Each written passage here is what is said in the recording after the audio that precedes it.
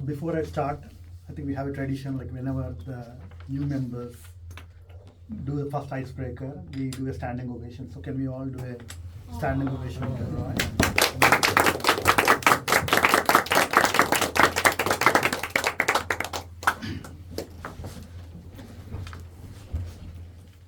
Okay, Mr. President, fellow Toastmasters, Mr. DTM, and especially Roy. Today icebreaker, and you really break the ice, and what an amazing speech.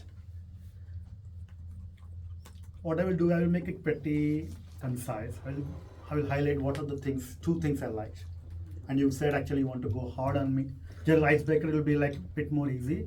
I'll go with specific three things which I think you can work on improvements, and then overall kind of summary, right? So first of all, the purpose of icebreaker is to let people know about the person.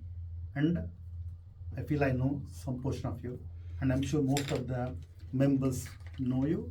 We hope that going forward when you join multiple meetings, we know much better for you. So first of all, thanks for sharing some of your journey. What I like about your speech, first thing is, again, the objective is to have a structure, and I can say that he really had a structure. He had an opening statement, he had a body, and he had a closing statement. Opening statement, you started with a confession. So we thought, okay, what is confession? What is going to make it? So I was a bit kind of curious, and you said, okay, I'm not a new member, you already been part of the Toastmasters Club, but you're Chinese one. So, okay, you started honest and shared the details, which is a good, and people started curious about when you say confession, people start catching kind of words, then that's a good way to start.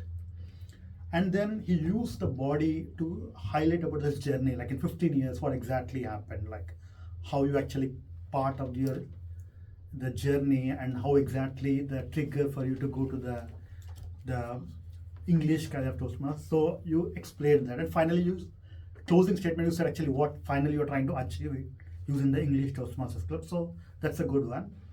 Second one I like is your comfort. Maybe because you're part of the Toastmasters, you're not using any notes, you're confident, and you're able to clearly communicate your story. So those are the two good things. What are the improvements? So I think I'll encourage you to start conjuring basically eye contact.